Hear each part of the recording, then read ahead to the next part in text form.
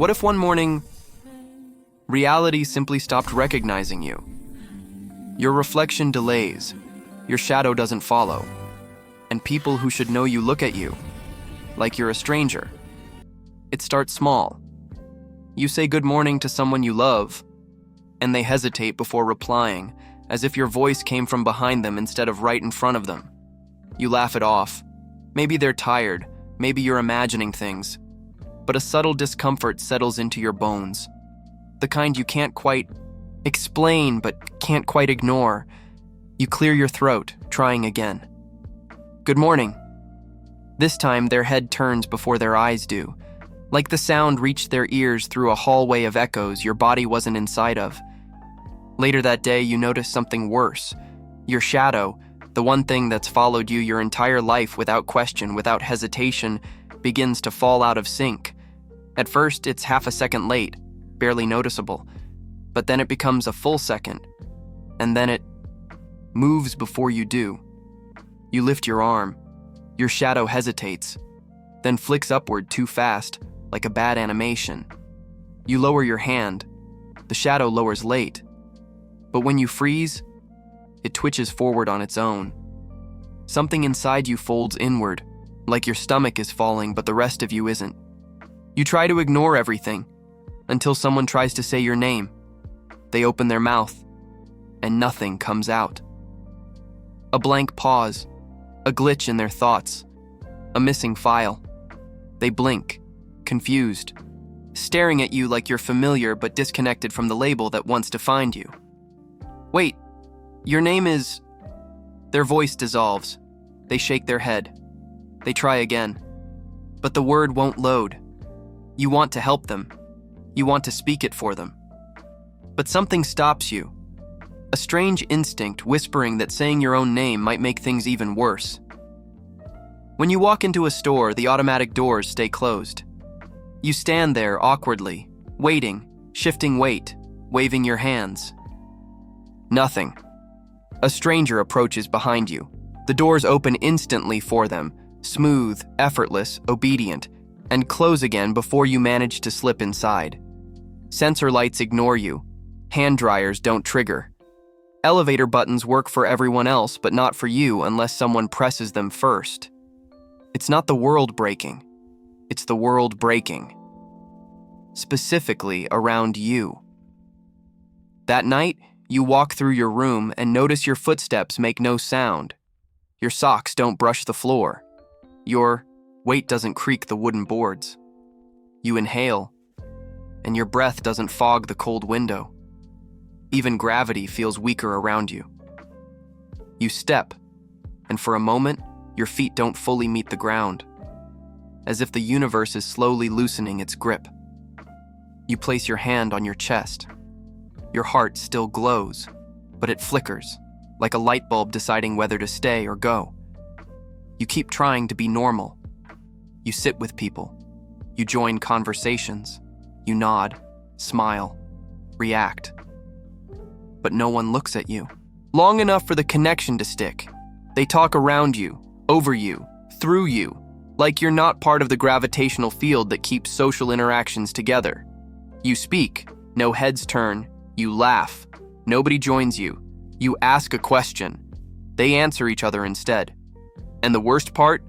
They aren't ignoring you. They simply don't register you're there. You wave a hand in front of someone's face. Not even a blink. You could scream. You could cry. You could vanish. And no one in that room would realize you were ever sitting among them. The next sign arrives quietly. You pick up a cup. Except your fingers don't close around it the way they should. Your hand passes through the handle like you're underwater, and the cup slips out, crashing to the floor. You grab a pen. It rolls away instantly, as though repelled by your touch. You try again, and watch it slide out of your grip like your skin has lost all friction, all substance, all presence. Reality isn't breaking things.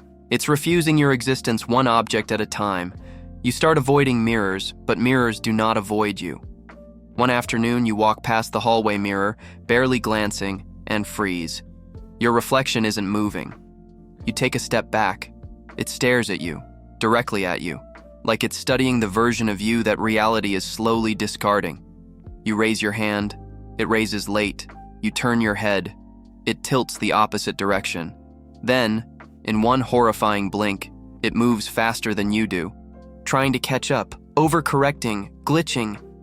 And when you finally walk away, heart pounding, the reflection remains frozen, its eyes locked on yours even as the distance grows.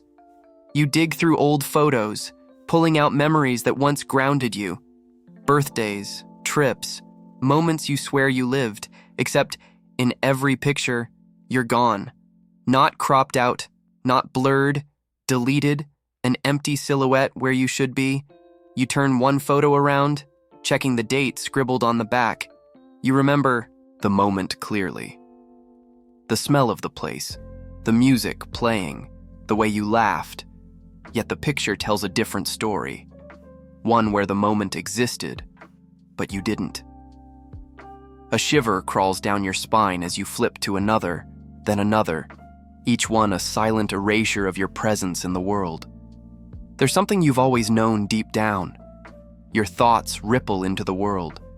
Maybe not loudly, maybe not visibly, but they influence things, coincidences, tensions, little bends in reality that prove your mind matters.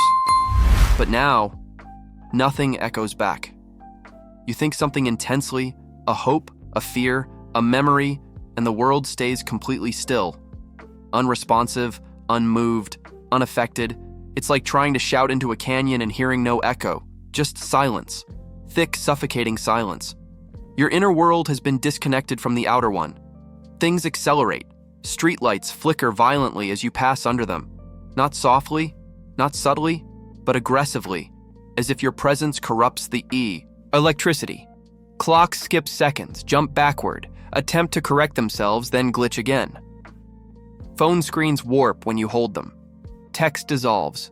Notifications rewrite themselves. Your reflection in the dark glass lags behind you, as if trapped in another timeline. You begin to understand. Your existence is becoming incompatible with the world's code. You're becoming a bug in the system you were born into. Then, one day, you feel it. A shift, a turning point, a moment so quiet you almost miss it. Reality looks away, not with malice, not with intention, but with indifference. Like a video game dropping a character from the map to save resources. You glance at your hands and watch pixels dissolve from the edges. Your fingertips fade into static. Your outline flickers. You're being rendered less and less.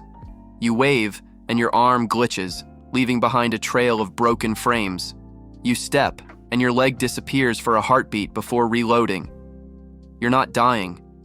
You're not disappearing. You're becoming unrendered. A character reality can no longer justify. Panic finally claws its way up your throat. You try everything. Speaking louder, moving faster, touching every surface, grabbing objects, shouting your name, shaking your own reflection. But the world slides around you like you're a glitch. It's desperately trying to ignore to keep running smoothly. Doors open for others, closing before you reach them. Screens brighten for strangers, staying dim for you. People walk through the space you stand in as though their timeline doesn't include your coordinates. You push your hand against a wall, and the wall bends, rippling like a digital curtain, rendering you as a low-priority asset. You scream, but your voice comes out as a stuttered, pixelated echo. You're fighting to exist in a world that believes you're optional. There's a moment in every fading life when you stop looking at the world and start looking for one person. Your anchor, your witness. The one who knows your voice even when it trembles, your silhouette even when it blurs, your soul even when the world forgets its shape. You cling to the belief that they will still see you, even now. You find them across the room. The familiar tilt of their head, the way their hands rest, the expression you've studied 1,000 times. You move toward them carefully, desperately, as if approaching the last stable object in a collapsing universe. Your voice is quiet, but full of hope. Do you see me? But they walk past. No hesitation. No flicker of recognition. Their eyes slide through you as if your body is made of warm smoke. Their shoulder passes through your arm. No resistance. No contact. No memory. Your heart doesn't just dim. It caves in. Because this is the moment you understand something devastating. You haven't just been removed from the world. You've been removed from someone's story. You think the worst part is being forgotten. But it's not. The real horror begins when you start forgetting yourself. It's subtle at first. You lose the memory of how your voice sounds from the inside. You forget the exact color of your own laughter. Your outline softens. Your edges dissolve. Your emotions detach like threads from a fraying sweater. You try to look in a mirror, but even mirrors struggle to remember you. Your reflection glitches, flickers, sometimes refusing to appear at all. As if you've become pure suggestion. You press a hand to your chest to feel your heartbeat, but it echoes faintly, as if happening in someone else's body. You whisper your own name, and the word feels foreign, too heavy, too large for who you've become. What terrifies you isn't disappearance. It's the possibility that you might allow it. It would be easier if the universe hated you, if you were being punished, if you did something wrong, if some cosmic force found you unworthy and rewrote the world around you out of spite. But that's not what's happening. The truth is quieter, more painful, more human. You lived so carefully, so quietly, that you began to occupy less and less space in your own life. You dimmed yourself to avoid conflict, softened your voice so no one would misinterpret you, shrank your needs so you wouldn't feel like a burden, smothered your emotions so you wouldn't be too much, muted your passions so you wouldn't stand out. Piece by piece, you taught reality to operate without your influence.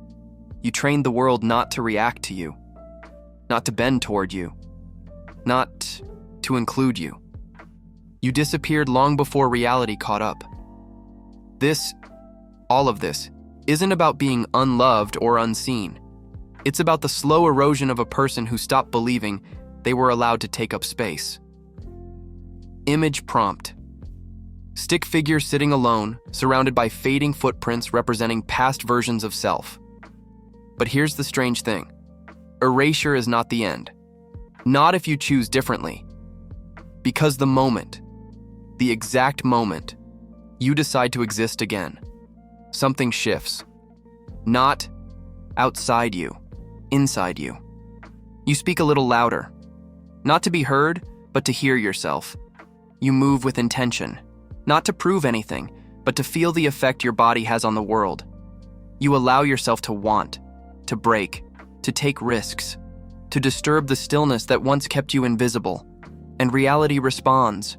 Your shadow aligns. Your reflection stabilizes. Objects regain weight in your hands. Streetlights hold steady as you pass beneath them.